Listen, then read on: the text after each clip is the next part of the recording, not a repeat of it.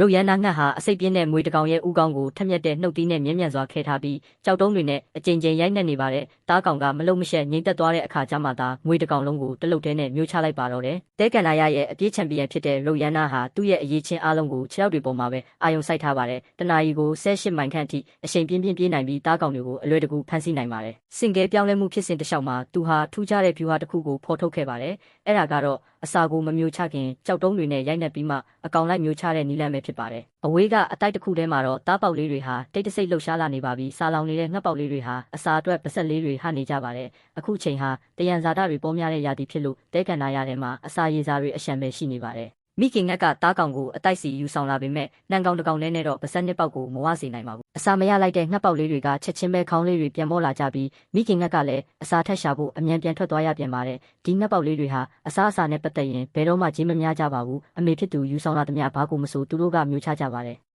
ဒီလိုကျန်းတဲ့တဲကန်နာရထဲမှာအစာတလုတ်ချင်းစီဟာအရန်တန်မှုရှိပြီးခန္ဓာကိုယ်အတွက်အင်အားအဖြစ်ချက်ချင်းပြောင်းလဲနိုင်ဖို့လိုအပ်ပါတယ်။ငှက်ပေါက်လေးတွေရဲ့အတောင်ပံတွေတမလာတာနဲ့အမျှသူတို့ရဲ့အစာစားနှုန်းဟာလည်းထိတ်ဆုံးကိုရောက်လာပါတယ်။အဲ့ဒီအခါမှာတော့မိခင်ငှက်တကောင်ရဲ့အစွမ်းနဲ့သူတို့ရဲ့လိုအပ်ချက်ကိုမဖြည့်ဆည်းပေးနိုင်တော့ပါဘူး။ဒီလိုအရေးကြီးတဲ့အချိန်မှာတော့ရုပ်ရန်နာဖခင်ငှက်ဟာစူပါအမဲလိုက်မုတ်ထဲကိုပြောင်းလဲဝင်ရောက်လိုက်ပြီးထိတ်လန့်တကြားဖြစ်နေတဲ့ပရက်တကောင်ကိုအရှိန်အဟုန်နဲ့ထိုးတုပ်ဖမ်းဆီးလိုက်ပါတယ်။ဒီငှက်ပေါက်လေးတွေဟာသူတို့ရဲ့အရွယ်စားထက်ပိုကြီးတဲ့သားကောင်နဲ့ရင်ဆိုင်ရရင်တောင်မှဝေခွဲမနေပဲပါဆက်ကိုကြဲကြဲဟကတဆ